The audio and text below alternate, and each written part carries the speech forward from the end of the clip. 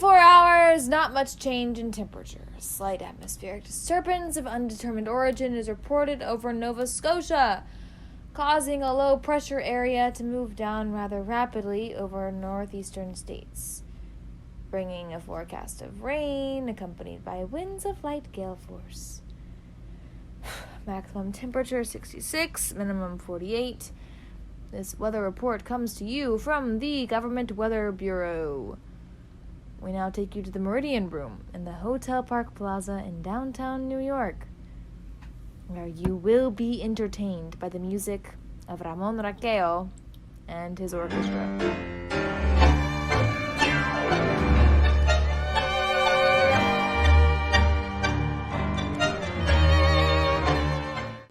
Good evening, ladies and gentlemen. From the Meridian Room in the Park Plaza in New York City, we bring you the music of Ramon Raquel and his orchestra, with a touch of the Spanish. Ow! Ramon Raquel leads off with La Comparsita.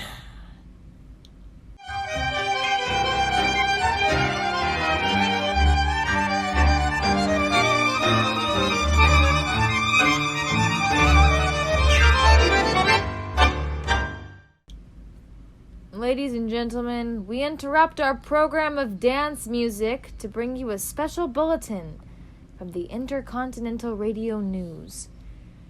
At 20 minutes before 8 Central Time, Professor Farrell of the Mount Jennings Observatory, Chicago, Illinois, reports observing several explosions of incandescent gas occurring at regular intervals on the planet Mars. The spectroscope indicates the gas to be hydrogen and moving towards the Earth with enormous velocity.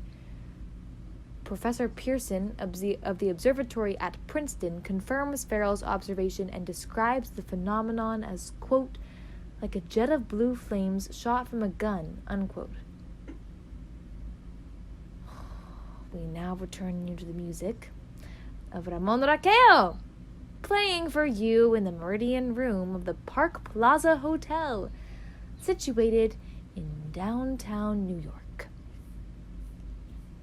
Now a tune that never loses favor, the ever-popular Stardust. Ramon Raquel and his orchestra.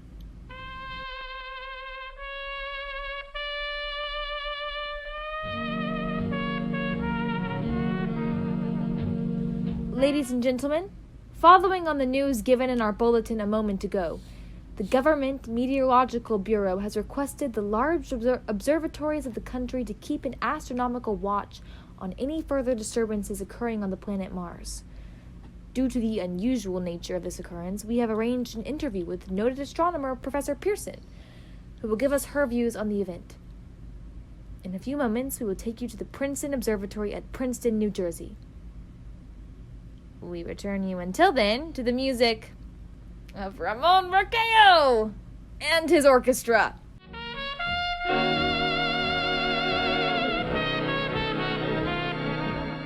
We are now ready to take you to the Princeton Observatory at Princeton, where Carl Phillips, our commentator, will interview Professor Rachel Pierson, famous astronomer. We take you now to Princeton, New Jersey. Good evening, ladies and gentlemen. This is Carl Phillips speaking to you from the observatory at Princeton. I am standing in a large semicircular room, pitch black except for an oblong split in the ceiling. Through this opening, I can see a sprinkling of stars that cast a kind of frosty glow over the intricate mechanism of the huge telescope. The ticking sound you hear is the vibration of the clockwork. Professor Pierson stands directly above me on a small platform, peering through a giant lens. I ask you to be patient, ladies and gentlemen, during any delay that may arise during our interview. Besides her ceaseless watch of the heavens, Professor Pierson may be interrupted by telephone or other communications. During this time, she is in constant touch with the astronomical centers of the world. Professor, may I begin our questions? At any time, Miss Phillips. Professor, would you please tell our radio audience exactly what you see as you observe the planet Mars through your telescope? Nothing unusual at the moment, Miss Phillips. A red disc swimming in a blue sea, transverse stripes across the disc. Quite distinct now because Mars happens to be the point closest to Earth, in opposition, as we call it. In your opinion, what do these transverse stripes signify, Professor Pierson? Not canals, I can assure you, Miss Phillips. Although that's the popular conjecture of those who imagine Mars to be inhabited. From a scientific viewpoint, the stripes are merely the result of atmospheric conditions peculiar to the planet. Then you're quite convinced as a scientist that living intelligence as we know it does not exist on Mars? I'd say the chances against it are 1,000 to 1. And yet, how do you account for those gas eruptions occurring on the surface of the planet at regular intervals? Miss Phillips, I cannot account for it. By the way, Professor, for the benefit of our listeners, how far is Mars from Earth? Approximately 40 million miles. Well, that seems a safe enough distance. Thank you. Just a moment, ladies and gentlemen. Someone has just handed Professor Pierson a message. While she reads it, let me remind you that we are speaking to you from the observatory in Princeton, New Jersey, where we are interviewing the world-famous astronomer, Professor Pierson. One moment, please. Professor Pierson has passed me a message which she has just received. Professor, may I read the message to the listening audience? Oh, certainly, Miss Phillips. Ladies and gentlemen, I shall read you a wire addressed to Professor Pierson from Dr. Gray of the National History Museum, New York. 9:15 p.m. Eastern Standard Time.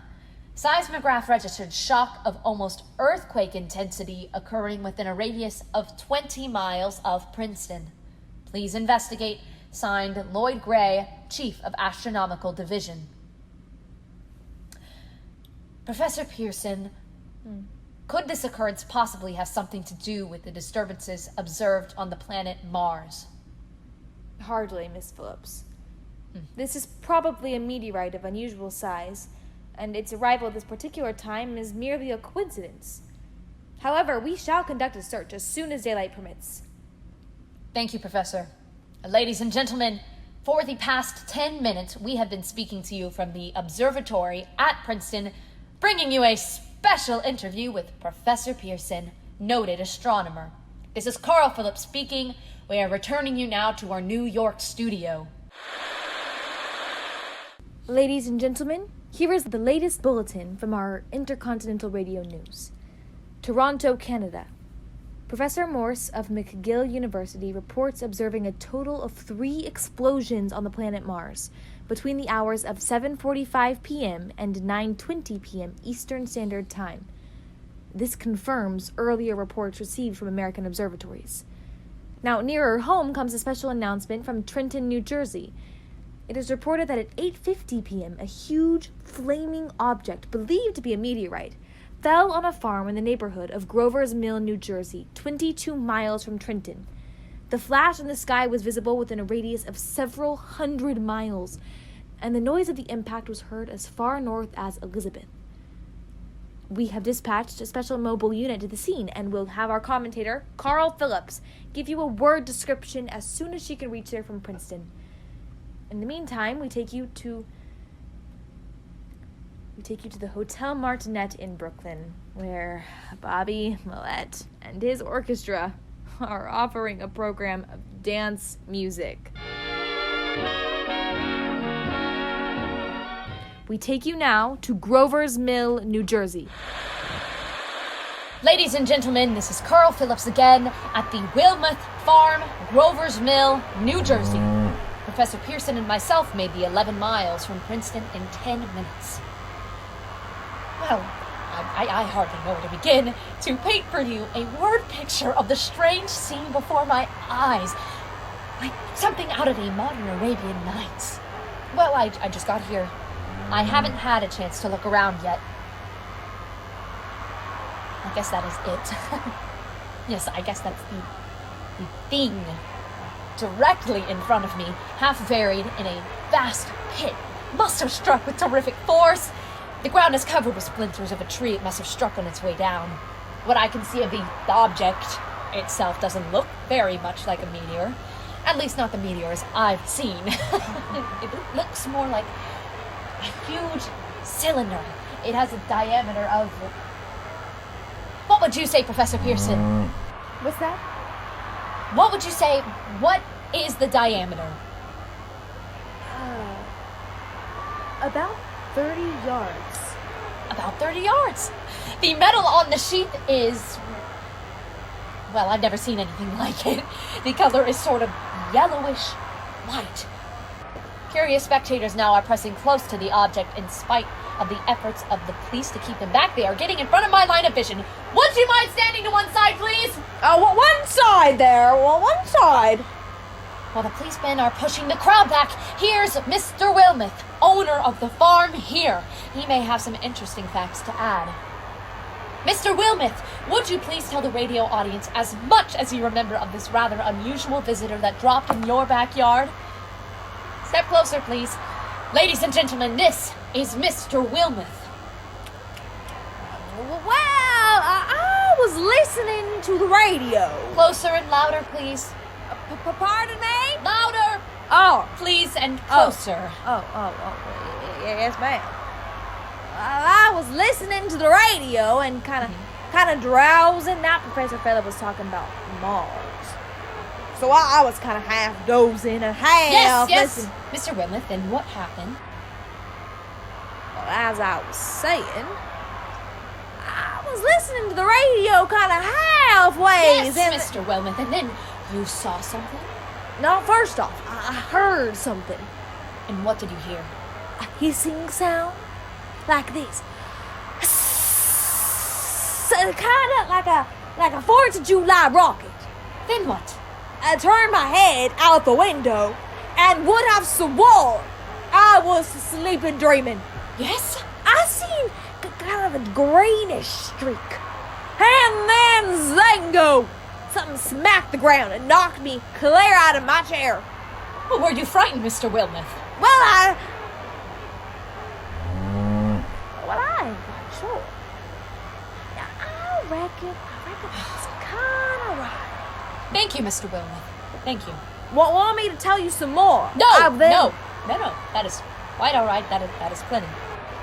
Ladies and gentlemen, you have just heard Mr. Wilmoth, owner of the farm where this thing has fallen. I wish I could convey the atmosphere, the background of this fantastic scene.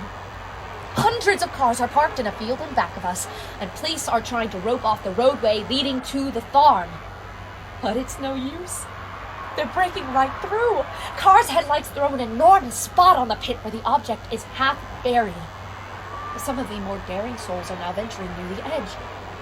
Their silhouettes stand out against the metal sheen. One man wants to touch the thing. He's having an argument with the policeman. The policeman wins. Now, ladies and gentlemen, there's something I haven't mentioned in all of its excitement, but now it is becoming more distinct. Perhaps you've caught it already on your radio. Listen. Do you hear it? It is a curious humming sound that seems to come from inside the object. I'll move the microphone nearer. Now we're not more than 25 feet away. Can you hear it now? Oh, Professor Pierson! Yes, Miss Phillips. Can you tell us the meaning of that scraping noise inside the thing? Possibly the unequal cooling of its surfaces. I see. Do you still think it's a meteor, Professor? I don't know what to think. The metal casing is definitely extraterrestrial, not of this Earth. Friction with the Earth's atmosphere usually tears holes in a meteorite. This thing is smooth, and as you can see, of cylindrical shape. Wait just a minute, something's happening. Ladies and gentlemen, this is terrific! Well, the end of the thing is beginning to flake off. Wait, the top is beginning to rotate like a screw! Oh, the thing must be hollow! Jeez, look at that dark escalator! Keep those idiots back! Look out for the tops of the stand back! Ladies and gentlemen, this is the most terrifying thing I have ever witnessed. Wait a minute, wait. Someone is crawling out of the hollow top. Someone or something. I can see peering out of the black hole two luminous discs. Are they eyes? Oh, it might be a face. Oh, it might be... Good heavens, something's wriggling out of the shadow like a gray snake. Wait, now it's another one and another. Oh, they look like tentacles to me. There! I can see the thing's body. It's large. Oh, large as a bear, and it glistens like wet leather. But that face, it's... Oh, ladies and gentlemen, it's indescribable. Wait, I can hardly force myself to keep looking at it. The eyes are black and gleam like a serpent. The mouth is V-shaped with saliva dripping from its rimless lips that seem to quiver and pulsate. The monster, or whatever it is, can hardly move. It seems weighed down by possibly gravity or something. The thing's rising up. The crowd falls back now. They've seen plenty. Oh, this is the most extraordinary experience. I can't find words. I will pull this microphone with me as I talk. I will have to stop the description until I can take a new position. Hold on, will you please? I'll be right back in a minute. We are bringing you an eyewitness account of what's happening on the Wilmouth Farm, Grover's Mill, New Jersey. We now return you to Carl Phillips at Grover's Mill. Ladies and gentlemen! Ladies and gentlemen! Here I am back at the stone wall that adjoins Mr. Wilmouth's garden. From here, I get a sweep of the whole scene. I will give you every detail as long as I can talk. As long as I can see. More state police have arrived. They're drawing up a cordon in front of the pit, about 30 of them. And no need to push the crowd back now. They are willing to keep their distance. Oh, the captain is conferring with someone. We can't quite see who. Oh, yes. And I believe it's Professor Pierson. Yes, it is! Okay, now they've parted. The professor moves around one side, studying the object, while the captain and two policemen advance with something in their hands. You can see it now. It is a white handkerchief tied to a pole. Flag of truce. If those creatures know what that means. What anything means. Wait. Something's happening. A hooked shape is rising out of the pit. I can make out a small beam of light against a mirror. What is that? Wait, there's a jet of flame springing from the mirror, and it leaps right at the advancing man and strikes him head on. Good Lord, they're turning into flames! Okay, wait, now the whole field's caught fire! The woods, the barns, the gas tank of automobiles, it's spreading everywhere! It is coming this way!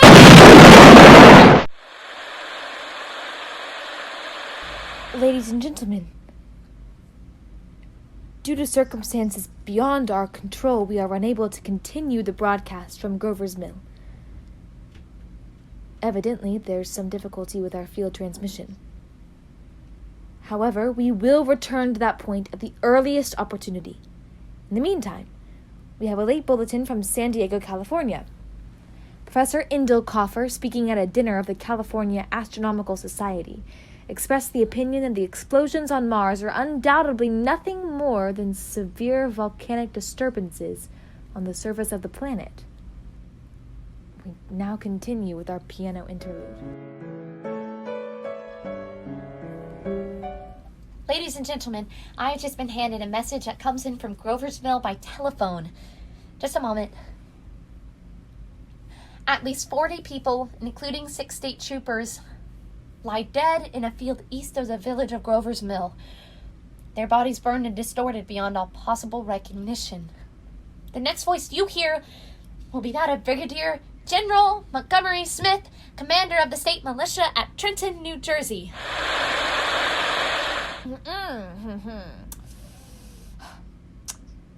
I've been requested by the governor of New Jersey to place the counties of Mercer and Middlesex as far west as Princeton and east to Jamesburg under martial law.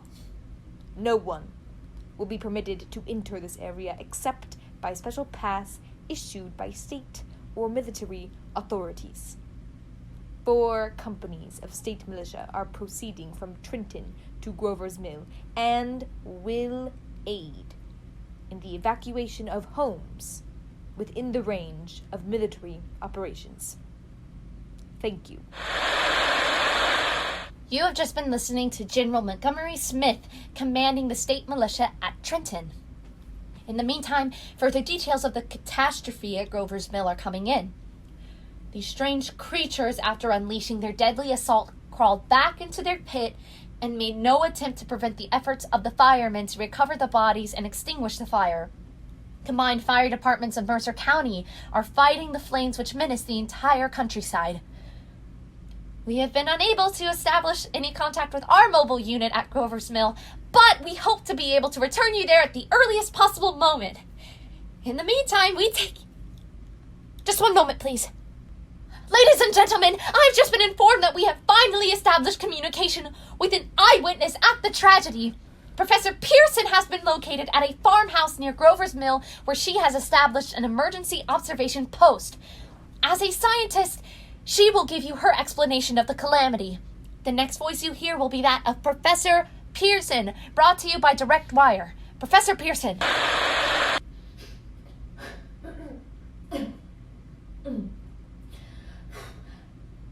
Of the creatures in the rocket cylinder at Grover's Mill, I can give you no authoritative information, either as to their nature, their origin, or their purposes here on Earth.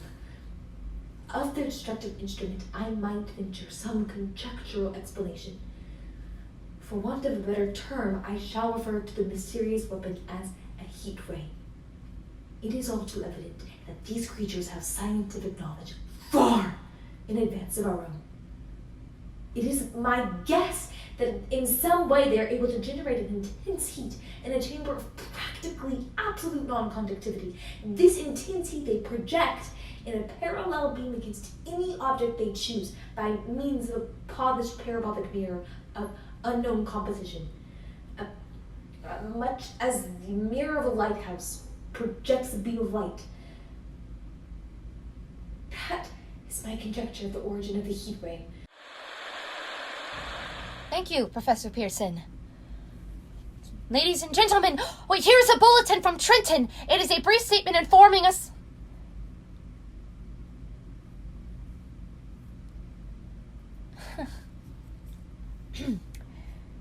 It is a brief statement informing us that the charred body of Carl Phillips has been identified in a Trenton hospital. Now here's another bulletin from Washington, D.C.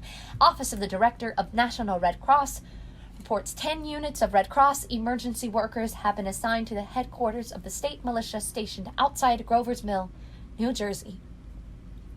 Here is a bulletin from State Police Princeton Junction. The fires at Grover's Mill and vicinity are now under control. Scouts report all quiet from the pit and no signs of life appearing from the mouth of the cylinder. And now, ladies and gentlemen, we have a special statement from Mr. Harry McDonald, Vice President in charge of operations.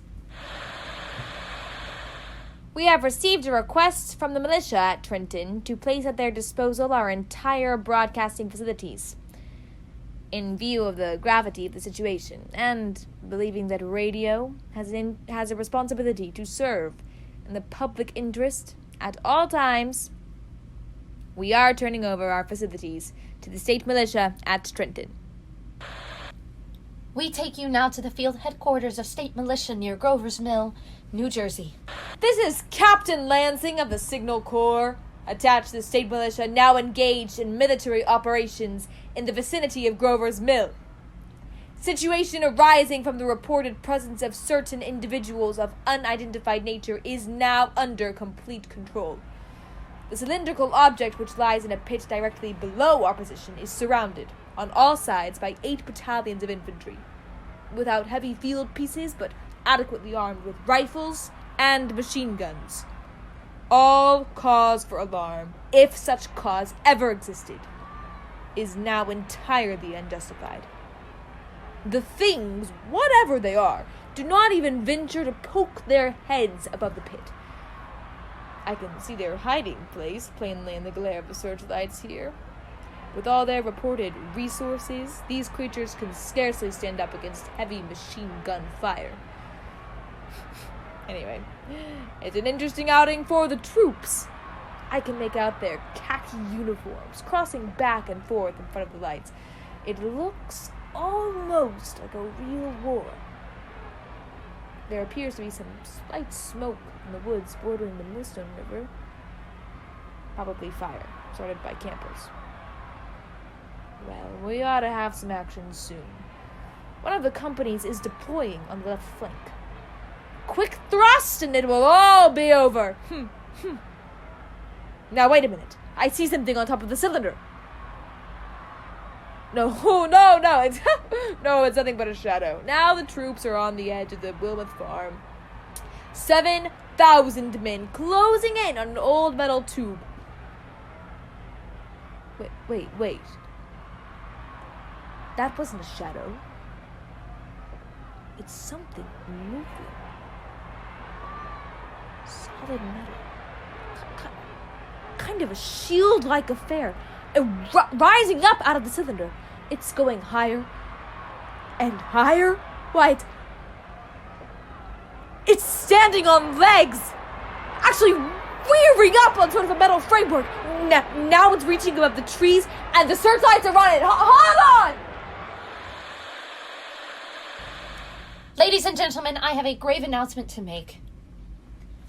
Incredible as it may seem, both the observations of science and the evidence of our eyes lead to the inescapable assumption that those strange beings who landed in the Jersey farmlands tonight are the vanguard of an invading army from the planet Mars. The battle which took place tonight at Grover's Mill has ended in one of the most startling defeats ever suffered by any army in modern times.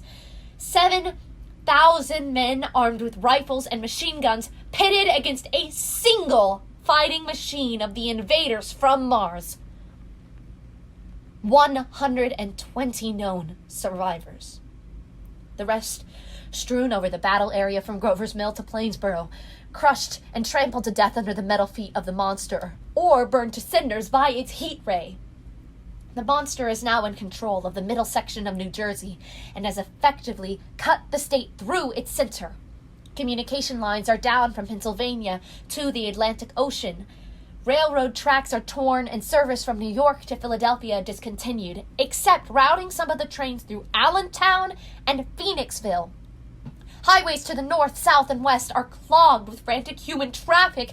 Police and army reserves are unable to control the mad flight.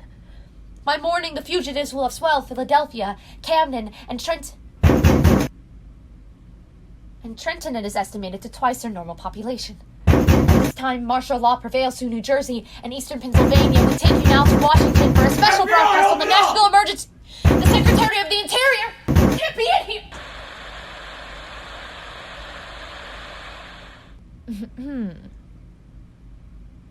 This is Orson Welles, ladies and gentlemen.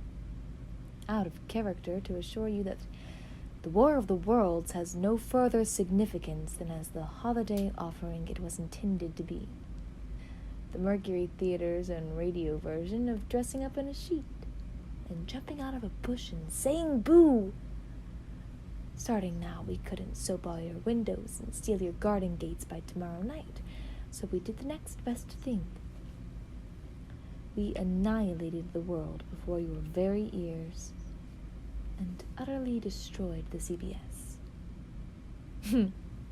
You will be relieved, I hope, to learn that we didn't mean it and that both institutions are still open for business. So goodbye, everybody, and remember the terrible lesson you learned tonight.